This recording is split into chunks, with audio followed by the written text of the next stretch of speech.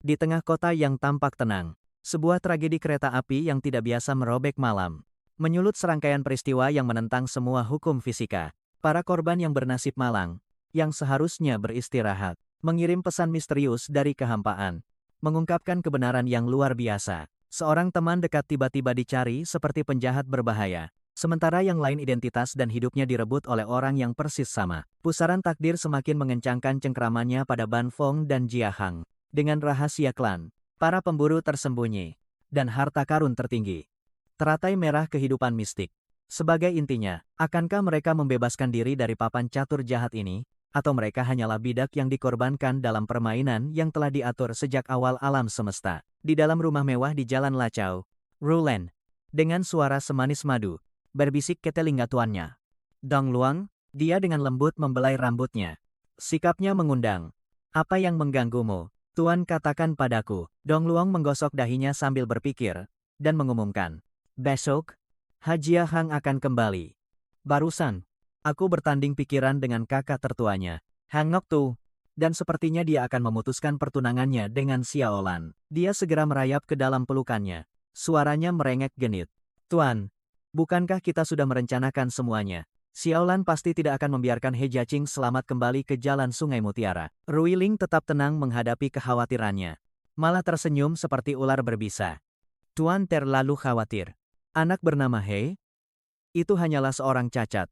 Dan orang cacat yang memiliki harta di dalamnya hanya bisa menemui satu akhir kematian. Namun Dong Liang masih merasakan variabel yang tak terduga. Dia ragu-ragu. Menganalisis. Saya pernah mendengar bisikan bahwa faksi kerajaan Hoan juga mengincar teratai merah kehidupan mistik. Kekuatan yang tidak bisa dianggap remeh. Dia mendengus provokatif. Maksudmu tuan muda dari geng Jiang Siang bocah tampan itu pasti sudah lama hancur tanpa dukungan ayahnya. Bagaimana mungkin rencana kecilnya bisa dibandingkan dengan Xiaolan kita? Kemudian, dia menggunakan tatapan memikatnya untuk meyakinkannya. Tuan, tidurlah nyenyak. Selama He Jiaqing menginjakkan kaki di kereta yang menentukan itu, dia tidak akan bisa kembali, seperti yang diduga. Keesokan harinya di stasiun kereta yang ramai, Xiaolan membawa koper, melambai ceria dan berseru. Jiaqing, dia melompat kegirangan. Aku di sini, tidak jauh dari sana. Jiaqing, dengan wajah memerah, ditopang oleh Ban Feng, terus memuji pacarnya. Bukankah istriku seperti bidadari yang turun dari kalender dinding tua itu? Dan Ban Feng masih dengan santai mengunyah tusuk sate. Terlihat sangat bingung. Kalian Atining, peninggalan dari era apa itu? Kenapa kau begitu bernostalgia dengan barang rongsokan tua? Katanya, sambil santai melempar tusuk sate bekas ke kejauhan. Tusuk sate itu menggambar busur sempurna di udara sebelum mendarat rapi di tempat sampah beberapa meter jauhnya. Menyaksikan keahlian luar biasa ini, Jia Han tak bisa menahan diri untuk berseru iri. Dalam radius 5 kaki, aku tak pernah meleset. Kita sudah berteman 4 tahun. Kenapa aku belum belajar 1/10 dari kemampuanmu? Jawabnya dengan dingin. Pola pikir. Kuncinya adalah kontrol mental. Ketika pikiran setenang danau, segalanya dalam jangkauan. Saat Ban Fong selesai berbicara, pandangannya beralih ke tempat lain dengan tatapan penuh pengertian. Xiaolan muncul entah dari mana. Melihat pacarnya dalam keadaan mabuk, dia memarahinya dengan keras. Kenapa kau minum begitu banyak? Tapi Jia Han sama sekali tidak takut. Malah dia terkekeh. Kita akan berpisah sebentar lagi. Kita harus mengadakan pesta perpisahan yang layak. Kemudian, dia menoleh ke Ban Fong. Saudaraku, kau juga sudah cukup. Hubungi aku saat kau kembali ke asrama. Mendengar ini, Ban Fong mengerutkan kening bingung. Kenapa aku harus menghubungimu? Apa kau takut aku akan diculik? Jia Han tiba-tiba menarik Ban Fong lebih dekat. Berbisik dengan ekspresi serius. Bukan karena aku takut kau tersesat. Aku juga sangat mabuk. Aku mungkin akan tidur pulas di kereta. Kau harus membangunkanku tepat waktu untuk mengurus semuanya. Mendengar ini, Ban Fong segera mendorongnya menjauh dengan tatapan jijik. Dengan Lu Xiaolan menemanimu, kau pikir dia akan membiarkanmu mengompol? Jia Hang langsung memeluk Xiaolan, membual dengan bangga. Dia tidur lebih nyenyak daripada aku. Tidur seperti kayu gelondongan. Kemudian dia tiba-tiba mendekatkan diri ke telinganya dan membisikkan sesuatu dengan ekspresi muram. Membuat Xiaolan yang hendak membalas menjadi pucat dan terdiam. Setelah memaksa Ban Fong menelan semangkuk besar makanan anjing, pasangan mesra itu berjalan pergi bergandengan tangan, meninggalkannya sendirian dengan perasaan kacau yang membanjiri pikirannya. Mata Ban Fong tiba-tiba berbinar dengan cahaya aneh. Sebuah penglihatan mengerikan tentang kereta api yang terguling dalam lautan api tiba-tiba muncul di benaknya. Dia tahu itu hanya ilusi. Penyakitnya kambuh lagi. Tetapi ketakutan yang tak terlihat masih meremas hatinya. Saat itu, pengeras suara bergema di seluruh stasiun. Kereta nomor 1160 akan segera naik. Penumpang yang membawa bagasi, silakan menuju ruang tunggu nomor 96. Jia Khang juga berbalik dan melambai selamat tinggal. Berkata, aku pergi. Ban Fong terkejut, tersadar dari halusinasinya, dan berhasil menjawab, semoga kamu hidup dengan baik, meskipun sedikit tanggal. Jia Khang tersenyum dan membalas, kamu juga harus hidup dengan baik. Setelah berjalan sedikit, Xiaolan bertanya dengan rasa ingin tahu mengapa dia menyuruh Li Ban Feng untuk memanggilnya. Jia Khang menggaruk kepalanya dan tertawa malu-malu. Jangan marah, kamu tahu, pikirannya tidak benar. Dan dia minum banyak malam ini. Aku khawatir dia pulang sendirian. Mendengar ini, Xiaolan mendekatinya, Tentu, dan berkata dengan lembut. Sebenarnya, Li Ban Feng adalah orang baik. Hanya saja dia selalu sedikit gila, yang sering membuat orang takut. Dia menjawab dengan senyum hangat dan penegasan yang kuat. Tidak. Ban Feng tidak gila. Adegan beralih ke kediaman pribadi keluarga Dong. Dong Tua Liang masih merenung. Jika Hajia Khang benar-benar mati, bukankah Huyen Sing Hong Lian akan jatuh ke tangan kekuatan di Hoan Kuok? Ru Leng duduk di sampingnya, tampak sama sekali tidak peduli. Dia membelai dan berbisik. Xiaolan telah menyelidiki. Hajia Khang memiliki teman dekat bernama Li Ban Feng. Orang itu tahu lokasi Hong Lian. Begitu bocah itu mati, Xiaolan akan menemukan Li Ban Feng, dan secara alami akan menemukan cara untuk membawa kembali harta karun itu. Mendengar berita penting ini, mata Dong Liang berbinar. Dia bergumam, Ban Feng. Nama itu terdengar menarik. Ru Leng tidak mau diabaikan. Terus merayunya. Tuanku, Anda tidak perlu mengingat nama seseorang yang akan mati. Pada saat Xiaolan mendapatkan informasi tentang Hong Lian, orang ini akan lenyap dari dunia. Saat ini, Ban Feng, dalam ceritanya, berdiri di depan asrama Universitas Viet Chao. Namun yang menyambutnya hanyalah sebuah bangunan yang diselimuti kegelapan pekat. Dia hanya bisa meratapi tanpa daya, bahwa aturan jam 11 malam adalah jam malam. Padahal belum pukul 9. Dan penjaga keamanan sudah membuat seluruh gedung terjerumus ke zaman batu. Dia pasti tahu cara menghemat listrik untuk sekolah. Ban Feng tidak punya pilihan selain meraba-raba di sepanjang cahaya redup lampu darurat. Berjalan menyusuri lorong yang sepi. Semua orang sudah menemukan tempat mereka sendiri. Hanya menyisakan individu yang tidak stabil secara mental seperti dirinya yang masih menganggur. Meskipun Hajia Khang juga menganggur, setidaknya dia punya rumah untuk kembali. Adapun orang seperti dirinya, tunawisma dan tanpa atap, apakah dia benar-benar harus kembali ke panti asuhan? Tiba-tiba, langkah Ban Feng goyah. Dalam benaknya, gambaran Jia Khang, penuh luka, dengan putus asa mengulurkan tangan kepadanya. Terlintas Ban Feng. Selamatkan aku. Ini diikuti oleh pemandangan kereta api yang hancur dan wajah-wajah asing yang tak terhitung jumlahnya menjerit kesakitan. Gambar-gambar singkat ini membuat Ban Feng merasa sangat tidak nyaman. Dan dia bertanya-tanya apa yang sedang terjadi. Mengapa adegan kereta api anjlok terus berulang di kepalanya seperti ini? Dia cepat-cepat mengeluarkan ponselnya, mencoba menenangkan diri. Pasti karena anak itu Jia Khang terus mengoceh tentang anjloknya kereta api. Benar. Sudah waktunya untuk menelepon dan membangunkannya. Mengurus urusannya. Dan kemudian, dia berjalan sambil memegang ponsel di telinganya. Suaranya menggoda. Jia Khang, ini jam keberuntunganmu. Bangunlah. Di Uyung sana. Suara mengantuk dan bingung menjawab. Selesaikan. Selesaikan apa? Di mana ini? Di mana aku? Ban Feng tersenyum jahil. Sepertinya kamu benar-benar tidur nyenyak. Begitu dia melangkah melewati pintu kamar asrama, dia terkejut menemukan orang asing di tempat tidurnya. Dan dengan keras memperingatkan. Kamu tidur di tempat yang salah. Kavan. Ban Feng mendekat dan dengan lembut mengguncang orang di tempat tidurnya. Bangun. Kavan. Ini tempat tidurku. Siapa kamu? Namun saat jari Ban Feng menyentuh orang itu, sengatan listrik yang mengerikan mengalir di benaknya. Dan gambaran kereta yang anjlok dalam lautan api muncul kembali lebih jelas dari sebelumnya. Saat matanya menyesuaikan diri dengan kegelapan, wajah di tempat tidur terlihat.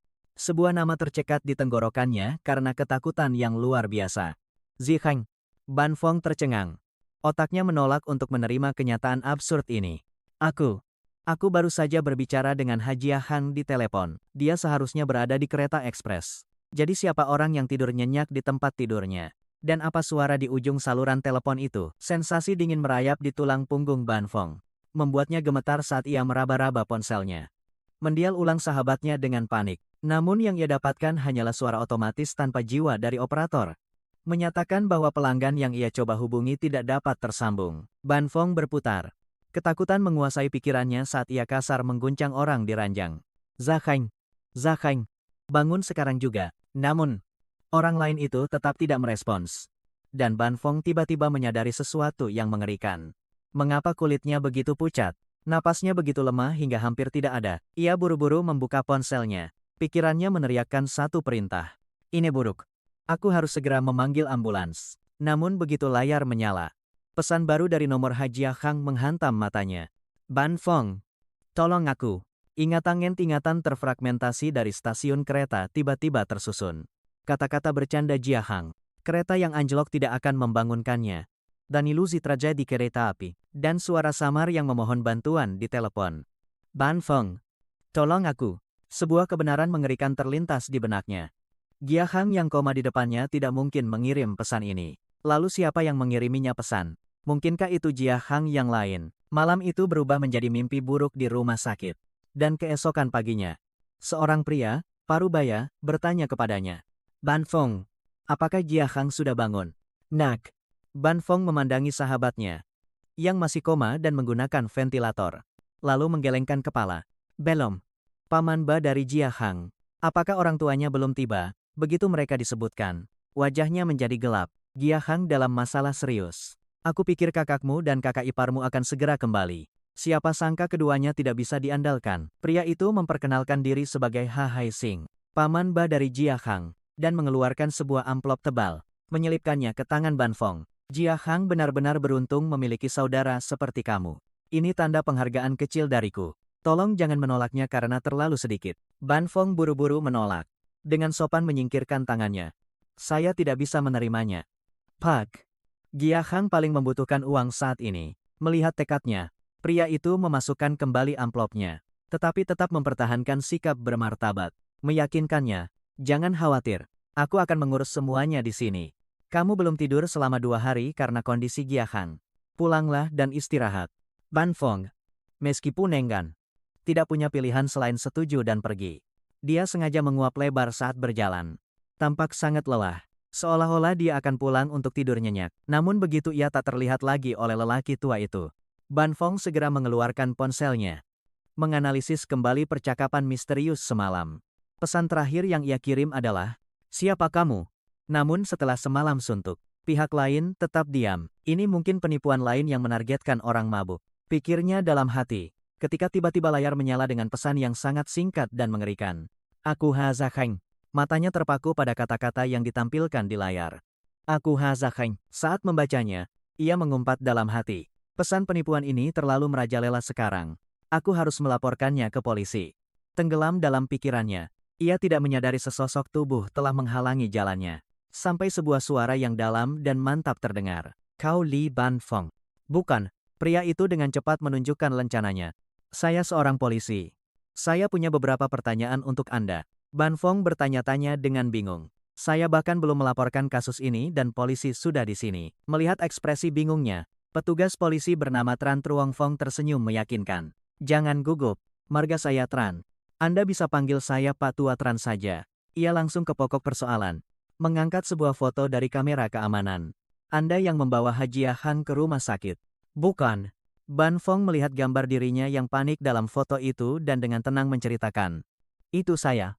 Setelah saya mengantar Hajia Hang dan pacarnya Luo Tio Lan ke stasiun kereta. Saya naik kereta bawah tanah kembali ke asrama. Begitu aku kembali, aku menemukannya terbaring di sana.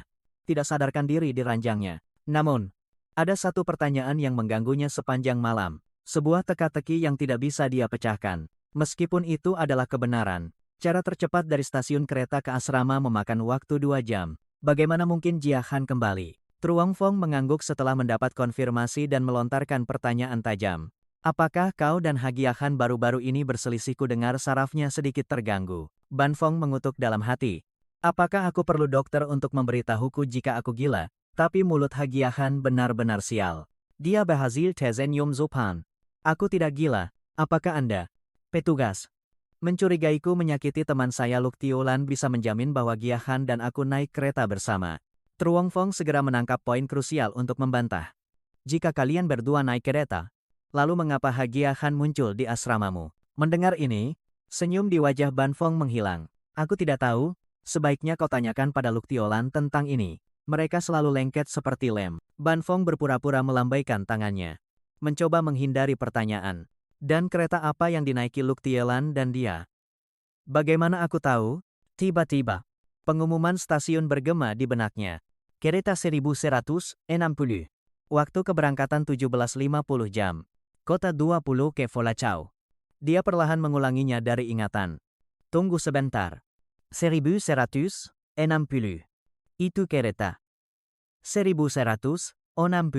Truong Fong menatapnya dengan curiga, lalu santai menjatuhkan bom, mengatakan bahwa kereta 1160 yang kamu sebutkan anjlok dan jatuh dari tebing pada malam Hajiahang menemui ajalnya. Dan sampai hari ini, tidak ada yang selamat ditemukan. Setiap kata dari petugas menghantam pikiran Ban Fong seperti palu godam, membuatnya terdiam. Anjlok, jatuh dari tebing, tidak ada yang selamat. Jadi bukankah itu berarti Lu Tiolan? Mungkinkah dia benar-benar mati? Apakah kutukan Hajiahang begitu kuat? Atau dia tahu sesuatu sebelumnya? Sepertinya dia pernah berkata Lu Tiolan menipunya. Mata Ban Fong melebar ketakutan. Tetapi bagi Truong Fong, itu tampak seperti kepanikan seorang pria bersalah. Jadi dia menekan keuntungannya. Apa yang sedang kamu pikirkan? Saat itu, ponsel Ban Fong bergetar. Pesan baru dari kontak. Zakheng. Firasat buruk melandanya. Ban Fong bergulat dengan pikirannya. Pesan-pesan aneh ini. Haruskah dia memberitahu petugas Tran tentang mereka? Dia berniat melaporkannya ke polisi. Tetapi bagaimana dia bisa menjelaskan? Truong Fong dengan cepat memperhatikan reaksinya yang halus. Dia menawarkan senyum ramah. Namun palsu. Seseorang mencarimu. Namun, sedetik kemudian, dia mengulurkan tangannya lagi, menandakan keinginan untuk rekonsiliasi. Membuang-buang waktumu terlalu banyak. Jika kamu ingat hal lain, segera laporkan kepadaku. Aku akan datang mencarimu kapan saja. Ban Fong juga dengan sopan menjabat tangan kembali. Meskipun belum ada bukti, kamu masih menjadi tersangka utama dalam kasus ini. Jadi kamu harus bekerja sama dengan penyelidikan dan tidak diizinkan meninggalkan Viet Chau. Meskipun kata-katanya ramah, sampai Ban Fong menghilang dari pandangan. Mata petugas polisi tetap tertuju padanya. Itu adalah tatapan tajam predator yang menatap lekat pada mangsanya. Truong Fong berdiri tinggi di atas, memandang rendah sosoknya yang mundur. Ketika sebuah suara memanggil, Kapten Tran, dia segera berbalik dan bertanya, apakah kamu sudah melacak riwayat komunikasi Li Ban Fong baru-baru ini? Petugas wanita bernama Duk Han melaporkan dengan serius. Setelah Hajiahang mengalami insiden, Li Ban Fong hanya melakukan satu panggilan darurat. Selain itu, riwayat panggilan dan pesannya benar-benar kosong. Truong Fong menyipitkan matanya, mengoreksi pernyataannya. Bukan berarti tidak ada, tetapi kita tidak dapat melacaknya. Seseorang menghubunginya melalui metode khusus, dan dia menyembunyikannya. Duk Han menyajikan sebuah berkas tipis. Lai Ban Fong, seorang anak terlantar yang dibesarkan di panti asuhan, tidak ada catatan kriminal sebelumnya. Namun, dia telah diselidiki berkali-kali karena pembelaan diri yang dapat dibenarkan. Dia segera menangkap poin pentingnya. Beberapa kasus pembelaan diri yang dapat dibenarkan. Seorang anak memukuli 3 orang, menyebabkan 2 orang terluka parah. Zonggu, setelah meninjau catatan pertarungan 5 lawan 1 yang tak terkalahkan, bahkan polisi veteran berpengalaman pun harus kagum. Anak ini, kehebatan bertarungnya bukan lelucon. Truong Fong terkekeh dengan makna tersembunyi. Senyum kekaguman, bercampur kewaspadaan. Anak ini benar-benar orang gila dalam segala arti kata. Namun senyum itu lenyap seketika. Ia mengembalikan berkas itu kepada Tuyet Han. Yakin ia tahu sesuatu. Menugaskan Dang Bao, yang baru saja lulus untuk mengawasinya dengan cermat. Sebagai ujian kemampuannya, ia menepis bujukan. Itu hanya seekor domba. Cukup bagi Dang Bao untuk memulai. Dai Dao masih harus khawatir memantau rubah tua. Haisen. Namun saat ia berbalik untuk pergi, ia sendiri harus mengakui. Mangsa ini tidak akan mudah ditangani sama sekali. Adegan beralih ke kereta bawah tanah yang melaju di bawah tanah. Ban Fong duduk tenggelam dalam kerumunan yang acuh tak acuh. Ia fokus pada layar, berniat memeriksa pesan terbaru ketika pemberitahuan baru dari Lao Tran muncul. Hello, Saya Lautran. Ban Fong mengertakkan gigi dan mengutuk dalam hati. Orang tua terkutuk itu berani mempermainkannya lagi. Namun kemudian, pesan lain dari Jia King menghancurkan semua spekulasi. Kakak, jangan percaya siapapun. Mereka semua penipu. Bersama dengan lokasi ke tempat barang rongsokan ular berkepala 3 di Jalan Laizhou, Ban Fong kehilangan kesabarannya. Mengetik balasan marah. Siapa mereka yang kamu bicarakan? Hanya beberapa detik kemudian, balasan itu menghantamnya seperti sember air dingin. Paman Ba, polisi, dan pria Jia King di rumah sakit itu. Mereka semua palsu. Dalam benaknya, bayangan Jia King berteriak putus asa. Cia perangkap. Melintas. Mereka semua penipu. Monster berkulit manusia. Berdiri di depan gerbang Universitas Yuezhou yang familiar. Ban Fong tersesat dalam labirin. Dari mana pesan-pesan misterius ini berasal? Orang ini tahu segalanya. Dari pertemuannya dengan Paman Ba hingga interogasi polisi.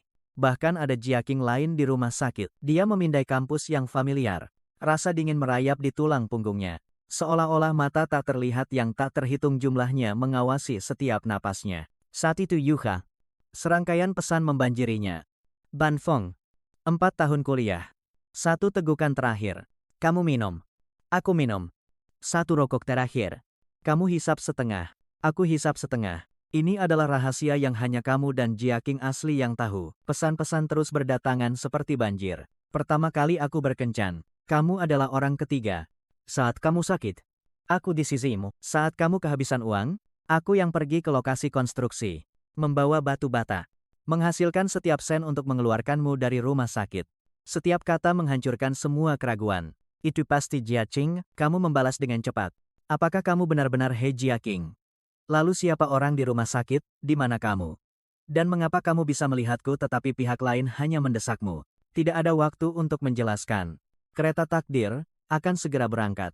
Jika kamu tidak datang hari ini, kita akan terpisah oleh hidup dan mati selamanya. Kemudian Jia King tiba-tiba mengirim permintaan lain. Kakak yang baik, tolong ambilkan sesuatu untukku, dan bawa ke rumahku. Ban Fong segera bertanya, di mana barang itu dan jawabannya datang seketika. Di supermarket sekolah, Ban Fong berjalan ke supermarket. Matanya masih terpaku pada pesan di ponselnya. Bawa kembali ke kampung halamanku untukku. Aku sudah membeli tiket bus. Berangkat sore ini. Cepat ke stasiun timur. Aku mohon padamu. Barang itu ada di loker. Kamu mendonggak ke deretan loker. Bagaimana aku bisa membukanya? Dengan fotomu pihak lain hanya menjawab dengan 2 kata. Ambil saya. Ban Fong memutuskan untuk mencoba memindai wajahnya ke mesin pengenalan wajah. Meskipun dia tahu, itu sama sekali tidak logis. Ini bukan lokernya. Namun, yang mengejutkan, pintu loker terbuka. Apa yang sedang terjadi? Teknologi pengenalan macam apa ini? Menggunakan wajahnya sendiri untuk mengambil barang-barang Hagia Kang. Apakah ini sihir atau konspirasi yang telah diatur sebelumnya? Ban Fong melihat seorang asing berkeliaran di dekatnya. Jari-jarinya dengan cepat mengetik. Aku rasa aku sedang diikuti. Gia Hang segera memperingatkan. Itu seseorang dari Biro Bintang Kegelapan. Kamu bukan tandingannya. Dia kemudian mengusulkan rencana yang berani. Dia sedang menelepon. Bisakah kamu mendengar sesuatu? Gia Hang menginstruksikan. Aku bisa mendengar cuplikan. Kamu perlu mendekat. Memanfaatkan gangguan agen. Ban Fong diam-diam mendekat. Dia mendengar beberapa kata kunci yang terfragmentasi. Captain Chu. Lai Ban Fong. Loker supermarket. Dia telah memperoleh objek yang tidak diketahui asalnya. Orang di ujung sana bertanya, apakah ini sudah dilaporkan ke Kapten Tran? Dia menjawab, aku menelepon tetapi tidak bisa terhubung. Tetapi jawaban berikutnya dari atasannya bahkan mengejutkan agen itu. Tembak mati dia di tempat. Bawa barang itu kembali ke biro untukku. Zhang Bao tergagap, tembak. Tembak mati dia. Ban Fong, yang berdiri di dekatnya, mendengar setiap kata dengan jelas. Dia berteriak panik. Tembak mati. Apa-apaan ini? Apa salahku sampai mereka menginginkan nyawaku? Meskipun begitu, tangannya masih secara naluriah, meraih beberapa bungkus stik pedas dari rak. Dang Bao tercengang. Mempertanyakan atasannya. Kapten Che, apakah kita benar-benar akan membunuh seseorang hanya karena sebuah benda tapi suara di ujung sana tetap dingin membeku? Ini adalah perintah. Kau tidak tahu betapa berbahayanya benda itu. Jangan lupakan bagaimana orang tuamu meninggal. Jangan lupakan betapa kejamnya musuh-musuh kita. Agen muda itu jatuh ke dalam kebingungan. Tapi, Kapten Chu, Suara atasannya kehilangan semua kesabaran. Perintah terakhir diulang. Tembak dia sampai mati. Bawa benda itu kembali ke sini.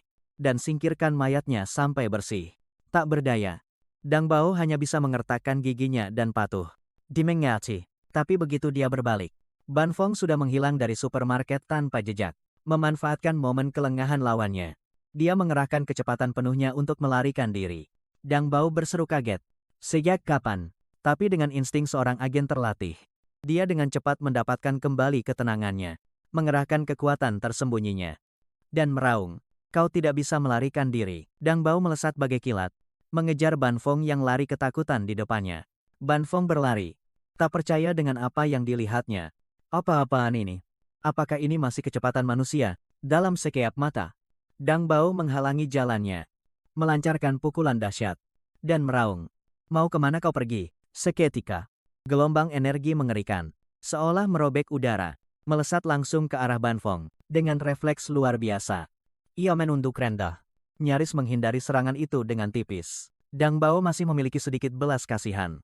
Mencoba membujuknya. Letakkan tas punggungmu. Angkat tanganmu. Aku tidak ingin menyakitimu. Tapi jika kau membangkang, jangan salahkan aku karena kejam. Dalam hatinya, ada keyakinan kuat bahwa perintah Kapten Xiao selalu benar. Jika dia bilang bunuh, maka Li Ban Fong pasti seseorang yang pantas mati. Namun Ban Fong berpikir sebaliknya. Dia tidak pernah ingin terlibat dalam kekacauan ini sejak awal. Namun begitu kamu sudah berkomitmen, sama sekali tidak ada jalan untuk kembali di tengah jalan. Dia menjentikan sebatang dendeng pedas dari sakunya, dengan akurasi yang tepat dalam jarak 5 meter. Batang dendeng pedas itu membentuk busur yang sempurna. Tertancap langsung ke mata Deng Bao, membuatnya menjerit kesakitan. Darah menyembur keluar. Deng Bao mengertakkan gigi dan mengutuk. Sialan Ban Fong segera memanfaatkan kesempatan emas ini, menggunakan momen ini untuk mencapai stasiun kereta. Dalam sekejap, sosok Ban Fong berkelebat di pintu masuk stasiun, membuka satu-satunya harapan untuk bertahan hidup. Namun Deng Bao, seperti predator yang tak kenal lelah, terus mengejarnya. Ban Fong kemudian menerobos kerumunan di stasiun, menghilang tanpa jejak, hanya menyisakan agen yang tak berdaya melaporkan. Kapten Xiao, target telah melarikan diri. Dia telah memasuki stasiun. Terlalu ramai di sini. Namun dia disambut dengan raungan marah dari ujung lain saluran. Stasiun kereta, bukankah aku memerintahkanmu untuk menembaknya di tempat? Namun agen itu dengan cepat mengusulkan. Saya punya ide. Tutup seluruh stasiun. Hentikan semua kereta. Li Ban Fong pasti tidak akan bisa melarikan diri. Namun di sebuah ruangan rahasia yang diselimuti kegelapan, Xiao Zigong, atasan agen itu, mengeluarkan perintah yang lebih dingin. Deng Bao, jangan membuat keributan. Urus Li Ban Fong secara diam-diam dan bawa kembali barang itu ke sini. Setelah kau membunuh Li Ban Feng, akulah yang akan mengantarmu pergi. Sebuah pertunjukan yang sempurna, akhir yang rapi dan bersih. Sementara itu, Ban Feng mendapatkan tiketnya. Tetapi setelah melihat informasi untuk kereta 1160, dia tidak bisa menahan diri untuk mengirim pesan untuk bertanya. Bukankah kereta ini sudah mengalami kecelakaan? Jia Qing segera meyakinkannya. Insiden itu telah diselesaikan, dan jalur itu kembali beroperasi normal. Dia sementara waktu tenang dan terus bertanya. Di mana gerbang 96? Jia Qing segera mengarahkannya ke ruang tunggu kedua. Tempat yang sepi dan aneh. Dia harus melewati terowongan lembab di sebelah toilet. Begitu dia masuk, kegelapan pekat menyelimutinya.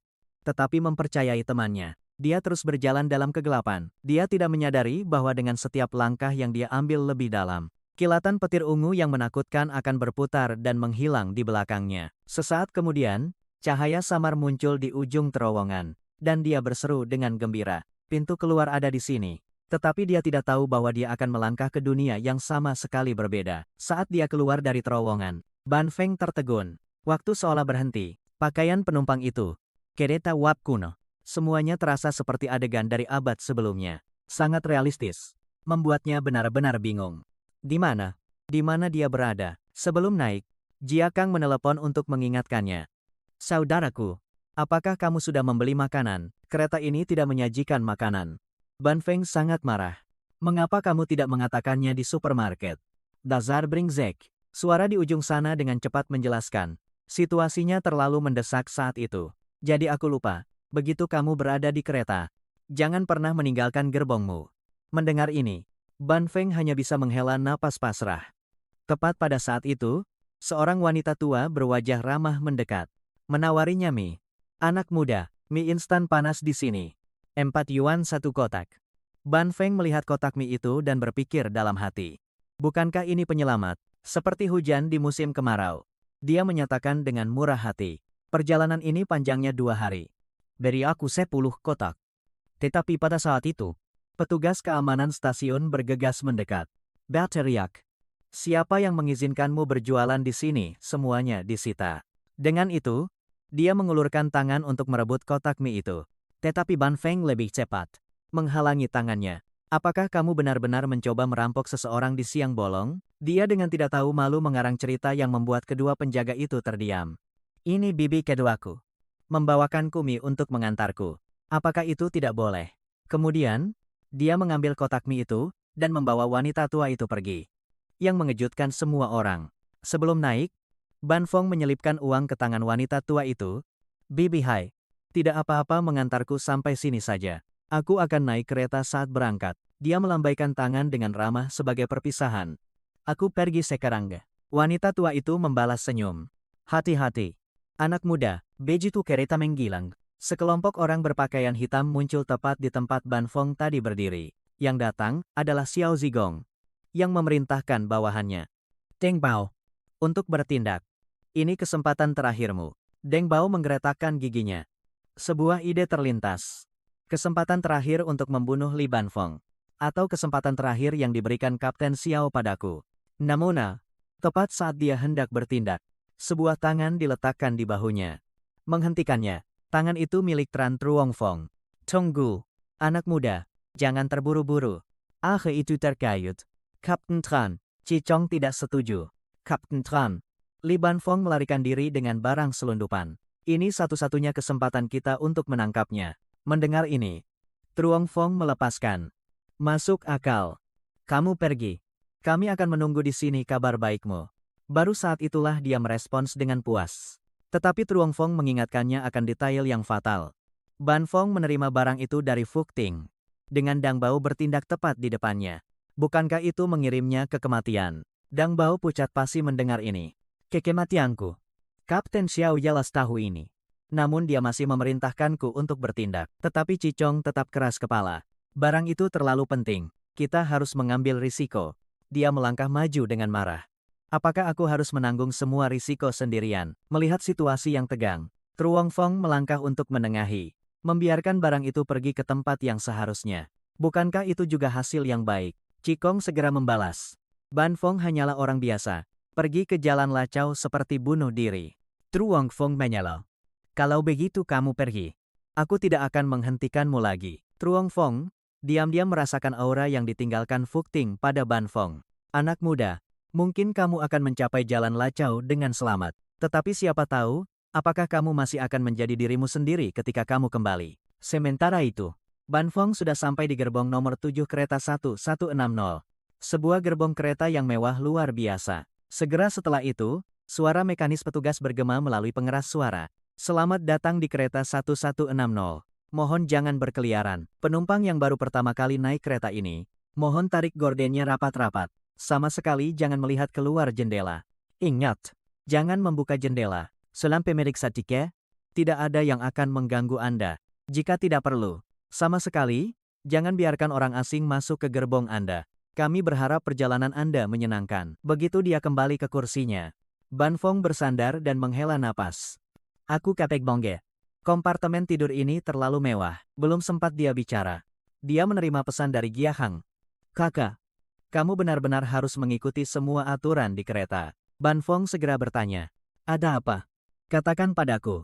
Gia Hang hanya membalas. Aku terkunci di lembah Raja Obat. Tunggu sampai kamu datang ke rumahku. Baru kita bicara langsung. Ban Feng terus mendesak. Apa isi paket itu? Gia Hang segera mengalihkan pembicaraan. Kamu lelah hari ini.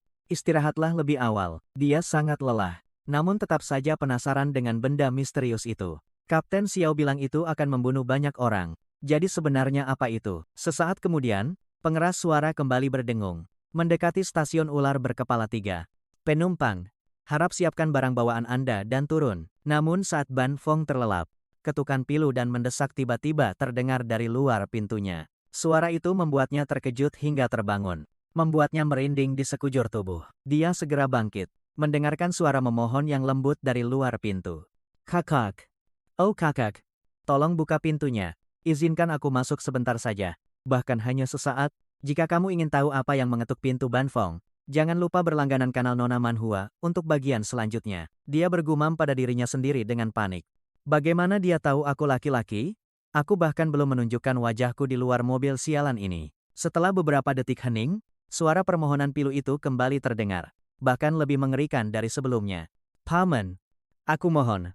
Tolong buka pintunya. Pada saat yang sama, suara pria serak meraung. Dobrak pintunya bajingan itu tidak akan membukanya. Kemudian, suara anak kecil yang jernih terdengar. Kakak, kamu orang baik. Tolong buka pintunya. Seketika, rasa dingin menjalari tulang punggung Ban Fong. Wanita, anak-anak, bahkan pria, kereta berhenti. Namun mereka ingin masuk ke gerbongnya. Pengeras suara telah memperingatkan mereka jangan sekali-kali membuka pintu untuk orang asing. Saat situasi mencapai puncak kekacauan, suara kondektur terdengar berwibawa. Anda telah sampai di tujuan. Segera turun dari kereta Ban Fong diam-diam menghela napas lega. Penyelamat terakhirnya akhirnya tiba. Tiba-tiba, semua suara kacau dari luar berhenti mendadak. Seolah dicekik oleh tangan tak terlihat. Ban Fong menggaruk kepalanya. Berpikir dalam hati. Jadi hanya sekumpulan penumpang gelap. Kukira aku akan dirampok. Beberapa detik kemudian, pengumuman keberangkatan terdengar. Dan kereta melanjutkan perjalanannya. Stasiun berikutnya adalah Hai Chatling. Ban Fong menutup matanya. Berpikir. Akhirnya, ketenangan. Tapi dia salah besar.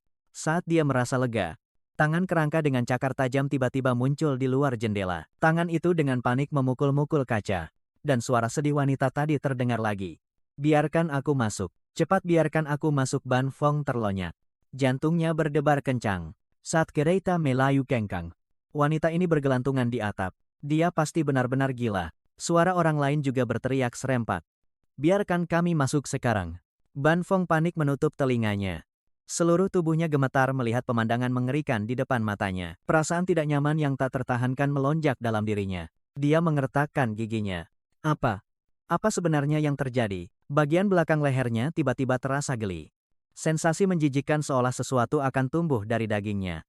Ban Fong panik menggaruknya hingga berdarah. Lebih mengerikan lagi. Dua hantu buram tiba-tiba muncul melayang tepat di belakangnya. Membisikkan hal-hal mengerikan. Dia melihat keluar. Melihat makhluk berkepala tiga menempelkan wajahnya ke jendela. Menatapnya lekat-lekat. Tempat apa ini sebenarnya? Suara dua orang yang berbisik di telinganya itu milik siapa?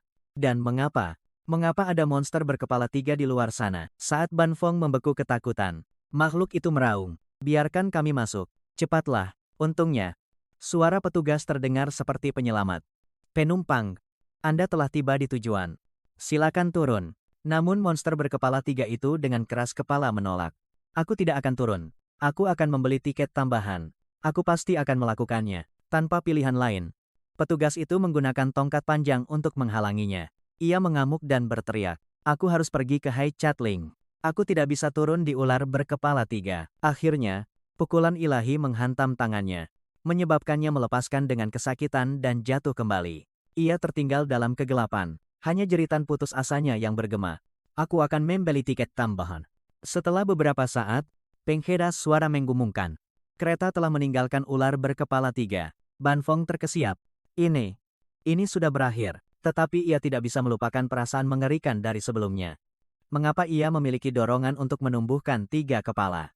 Bisakah ular berkepala tiga menjadi tanah terkutuk yang mampu mengubah orang? Jadi mengapa kereta ini masih berhenti di sana? Dan siapa pedagang yang disebutkan monster itu? Atau lebih tepatnya, apa itu? Pertanyaan yang tak terhitung jumlahnya menggerogoti pikirannya. Pedagang itu telah pergi. Mengapa dia ingin pergi ke Hai Chatling? Apa sebenarnya kereta 1160 itu? Ban Fong buru-buru mengeluarkan ponselnya untuk mencari. Tetapi hasil yang muncul membuatnya berkeringat dingin. Dia tertegun dalam keheningan. Sama sekali, tidak ada informasi daring tentang kereta 1160. Bahkan kecelakaan anjlok yang disebutkan Pak Tuatran pun tidak ada. Kecelakaan mengerikan seperti itu. Bagaimana mungkin tidak ada satu pun berita? Mungkinkah itu semua hanya kebohongan dari Pak Tuatran? Keesokan harinya, kereta tiba di stasiun Ai Catlin. Suara-suara penjajah yang akrab terdengar di luar. Kakwe, susu kedelai panas di sini. Ban Fong duduk, menggosok matanya. Rasa lapar yang menggerogoti, tiba-tiba menyerang. Merobek perutnya, dia merogoh sakunya. Berniat membeli 2 telur teh. Tetapi kemudian ingatan mengerikan melintas. Tidak. Pengeras suara telah memperingatkan untuk tidak membuka jendela. Bagaimana jika apapun yang ada di luar seperti ular berkepala 3? Akhirnya, akal sehat mengalahkan rasa lapar. Ban Fong memutuskan untuk makan mie. Mie instan masih pilihan teraman. Sambil makan, dia memeriksa ponselnya. Tetapi sinyalnya benar-benar hilang. Dia bertanya-tanya bagaimana keadaan Jia King. Apapun itu, dia akan memikirkannya setelah makan. Setelah selesai, Ban Fong bersandar di kursinya dengan puas. Tidak pernah mie instan terasa begitu enak seumur hidupnya. Tetapi tidak. Dia jelas telah makan sekotak penuh. Mengapa? Mengapa dia masih merasa sangat lapar? Ia buru-buru membuka kotak kedua. Lalu ketiga. Keempat. Rasa laparnya semakin menggila. Ban Fong merobek kotak mie instan dengan tergesa-gesa. Tak tahan lagi. Ia memutuskan untuk memakan mie mentah. Mengunyahnya dengan rakus seperti binatang buas. Rasanya seperti 100 tangan mencakar-cakar perutnya. Memaksanya makan. Makan lagi. Makan tanpa henti. Saat itulah, pengeras suara mengumumkan kereta telah berangkat dari Hai Chatling. Dan Ban Fong tiba-tiba merasa tegang. Begitu kereta meninggalkan stasiun, rasa lapar yang mengerikan itu tiba-tiba mereda. Mungkin karena ia telah meninggalkan batas wilayah Hai Chatling. Ban Fong melihat kotak mie yang hampir kosong. Tidak percaya dengan nafsu makannya sendiri. Apakah ia benar-benar telah memakan 8 kotak mie? Begitu ia berbicara, gelombang mual melandanya. Dan ia muntah berulang kali. Tiba-tiba, notifikasi pesan berbunyi. Ban Fong dengan gugup membuka ponselnya. Membaca alamat yang dikirim Gia Hang. Gang Raja Obat. Gang Li. Yalan Bai Fuong. Lorong Swantu. Nomor 21. Dia segera membalas pesan dengan panik. Rumahmu di mana tepatnya? Kenapa ada monster berkepala 3 di sini? Tetapi tidak ada balasan. Gang Raja Obat. Punggong Kutsing Hai. Tempat-tempat ini tidak ada di peta manapun. Malam di kereta sangat sunyi. Sepanjang malam, Gia Hang tidak membalas pesan. Ban Fong merasa sedih dan berhenti repot-repot membalas. Tiba-tiba, kereta berhenti. Ban Fong panik. Apakah kita sudah sampai? Tiketnya bilang kita tidak akan tiba sampai jam 7 besok pagi. Suara mekanis mengumumkan lagi. Kereta mengalami malfungsi dan akan berhenti sementara. Penumpang disarankan untuk tidak meninggalkan kompartemen mereka. Kami mohon maaf atas ketidaknyamanan yang ditimbulkan. Jelap gulita di sekeliling. Ban Fong meraba-raba sakelar lampu. Namun sia-sia. Lampu-lampu itu juga rusak. Dia mengeluarkan bank daya miliknya. Untungnya dia membawa ini. Dengan penuh semangat, dia mencolokkannya. Mengatakan pada dirinya sendiri, bahwa dia harus segera mengisi daya ponselnya. Namun tidak. Kapal itu telah memutus semua daya. Bahkan stop kontak pun tidak berguna. Dia menatap ponselnya yang sekarat. Kejadian aneh beberapa hari terakhir sudah cukup untuk membuat 100 film horor. Akhirnya, Ban Fong menundukkan kepalanya ke meja dengan putus asa. Sudah berakhir. Tidak ada peta. Tidak ada ponsel. Bagaimana aku akan menemukan rumah Jia King? Jika Anda penasaran dengan apa yang menanti Ban Fong di Teluk Raja Obat,